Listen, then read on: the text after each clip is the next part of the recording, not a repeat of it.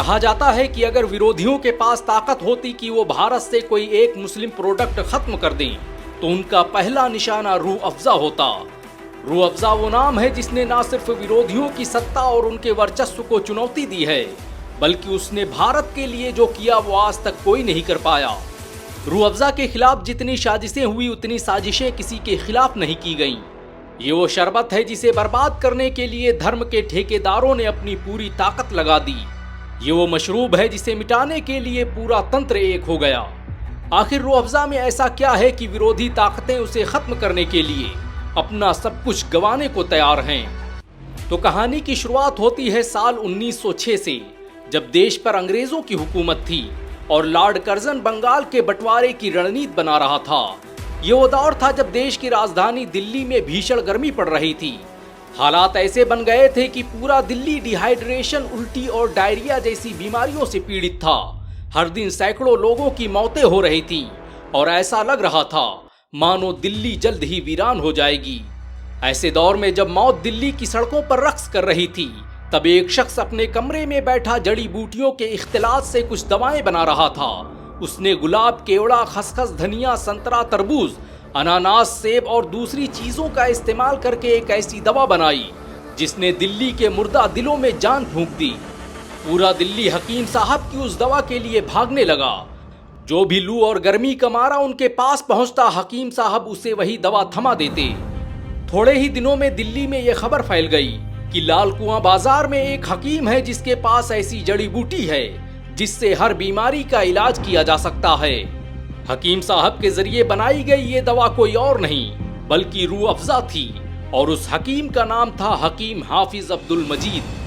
वही हकीम अब्दुल मजीद जिसने हमदर्द दवाखाना की स्थापना की, जो आज यूनानी दवाओं को बनाने वाली भारत की सबसे बड़ी कंपनी है। हकीम अब्दुल मजीद के जरिए बनाई गई इस दवा ने उस वक्त पूरे देश में कोहराम मचा दिया।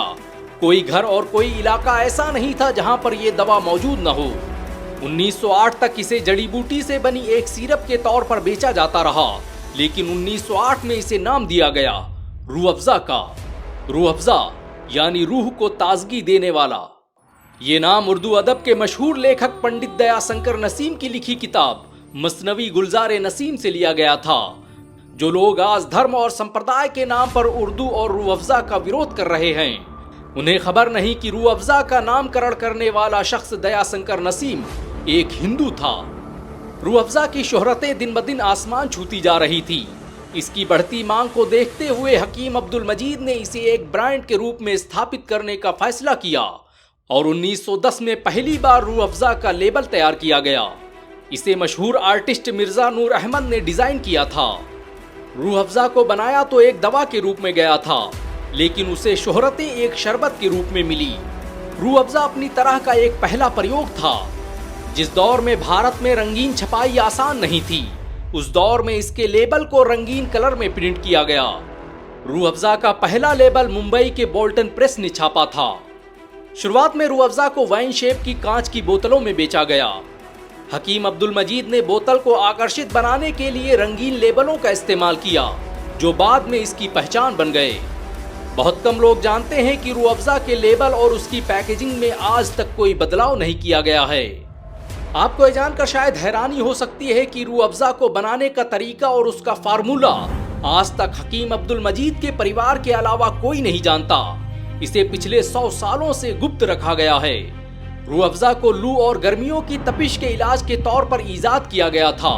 इसे बनाने में यूनानी चिकित्सा पद्धति का इस्तेमाल किया गया। रूह अफ़ज़ा में 35 से अधिक फलों और जड़ी बूटियों का मिश्रण है, जिसमें संतरा, अनानास, स्ट्रॉबेरी, रसबेरी जैसे फल शामिल हैं। इसमें गुलाब जल और केवड़ा जैसे यूनानी नुस्खे भी इस्तेमाल हुए हैं, जो इसे ठंडक और औषधीय गुण प्रदान करते हैं।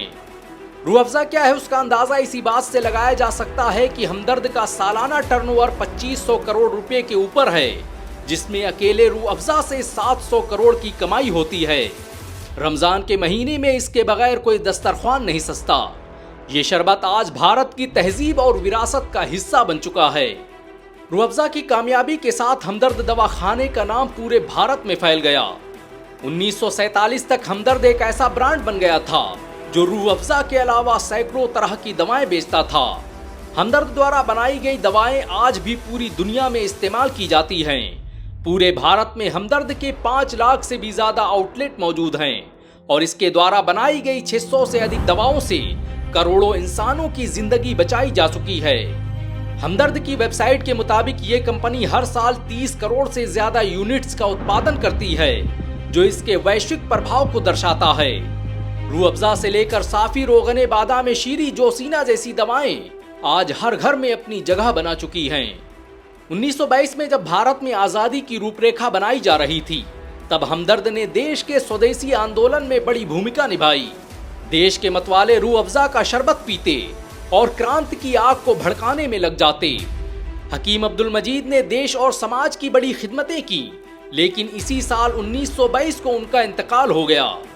हकीम मजीद तो चले गए, लेकिन वो अपने पीछे एक ऐसी विरासत छोड़ गए जो आज पूरी दुनिया को अपनी गिरफ्त में ले चुकी है। 1947 में देश के बंटवारे का हमदर्द और रूह अफ़ज़ा पर गहरा असर पड़ा। हकीम अब्दुल मजीद के बेटे हकीम अब्दुल हमीद तो भारत में रहे, लेकिन उनके छोटे भाई हकीम मोहम्मद सईद पाकिस्तान चले गए, जहां उन्होंने हमदर्द पाकिस्तान की स्थापना की। और जब बांग्लादेश की स्थापना हुई तो इसकी एक शाखा वहां भी खोली गई। भारत में रहे हकीम अब्दुल हमीद ने 1948 में हमदर्द भारत को वक्फ कर दिया। बहुत कम लोग जानते हैं कि हमदर्द दवाखाना एक वक्फ संपत्ति है, जिसकी 85% कमाई गरीबों, अस्पतालों और खिदमत खल्क में खर्च की जाती है। इसकी कमाई से आज भारत के बहुत से स्कूल और कॉलेजेस चलते हैं। भारत के मशहूर Hamdard public school, Hamdard institute of medical science, Hamdard college of pharmacy, Hamdard Unani medical college, Majidia अस्पताल, रुफैदा कॉलेज ऑफ नर्सिंग के अलावा HASC सेंटेनरी अस्पताल हमदर्द दवाखाना द्वारा ही संचालित किए जाते हैं। हकीम अब्दुल मजीद ने कई सालों तक जामिया मिलिया इस्लामिया और यूनानी तिब्बिया कॉलेज की स्थापना करने वाले हकीम अजमल खान के साथ मिलकर काम किया। हमदर्द दवाखाना की स्थापना से पहले वो हकीम अजमल खान के साथ ही रिसर्च किया करते थे। हमदर्द पिछले 100 सालों से धर्म, पंथ और संप्रदाय को देखे बगैर लोगों की खिदमत कर रहा है। हमदर्द आज भी हकीम अब्दुल मजीद के उस मिशन को लेकर आगे बढ़ रहा है, जिसका मकसद था कि पैसे के अभाव में कोई भी गरीब इलाज से महरूम न रह पाए। आज हमदर्द 600 से ज्यादा प्रोडक्ट और 5 लाख से ज्यादा आउटलेट के साथ भारत का सबसे बड़ा यूनानी ब्रांड बन चुका है। रूह अफ़ज़ा सिर्फ एक शरबत नहीं, बल्कि एक तहजीब है। जो लोग धर्म, पंथ और संप्रदाय का सहारा लेकर रूह अफ़ज़ा को मिटाने की कोशिशें कर रहे हैं, उन्हें पता नहीं कि न जाने कितने तूफान आए और चले गए, न जाने कितने साम्राज्य उखड़ गए, लेकिन वो मिलकर भी रूह अफ़ज़ा को मिटा नहीं पाए। ये एक दवा के शरबत में बदलने की वो कहानी है, जिसने सालों से भारतीयों को एक धागे में पिरो रखा है। वैसे रूह अफ़ज़ा के बारे में आपके क्या विचार हैं, नीचे कमेंट में जरूर बताएं। अगर आप हमदर्द को एक बेहतरीन कंपनी मानते हैं तो इस वीडियो को लाइक और शेयर जरूर करें। ऐसी और वीडियो को देखने के लिए हमारे चैनल को सब्सक्राइब करें, बेल आइकन जरूर दबाएं।